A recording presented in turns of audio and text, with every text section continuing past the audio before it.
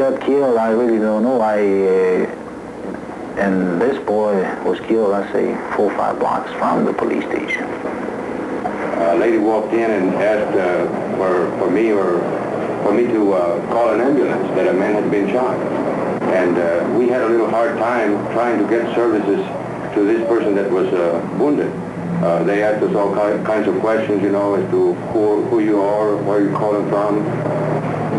To my knowledge, this man that shot him, who happens to be a sheriff department official, there's witnesses that testify that they saw the man actually take aim at this person and shoot at him.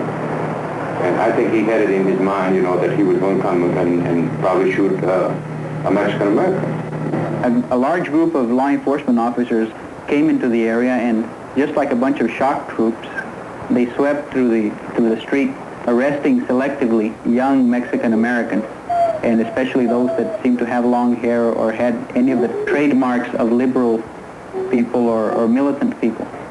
No date has been set for the trial of the deputy sheriff indicted for negligent homicide in the death of Poncho Flores. But misdemeanor charges leveled against these 10 pickets will be heard this month. More serious felony charges, which could bring a sentence of 20 years, have been brought against Efrain Fernandez and a teacher corpsman, Alfonso Lopez.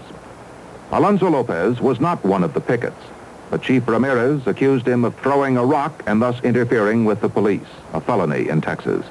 Efrain, because he organized the pickets, is being held responsible for a windshield broken during the disturbance. In the forthcoming trial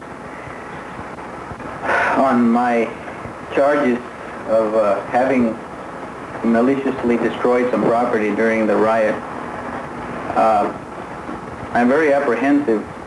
The jury that indicted me, for instance, there were no migrants in it, there were no poor people in it. There were maybe 4 or 5 middle-class Mexican-Americans. The rest were Anglos, and they were all pretty conservative, it looked like to me. So the game is rigged unless we start getting more equitable treatment by the courts. Alfonso Lopez, also charged with a felony, worked his way up from the fields to receive his master's degree last month. His major was government. He plans to bring his knowledge to bear on his people's problems. We need to be more aware of the technicalities involved in court proceedings. And we need to be more technical. While a student, Alfonso Lopez worked with educationally deprived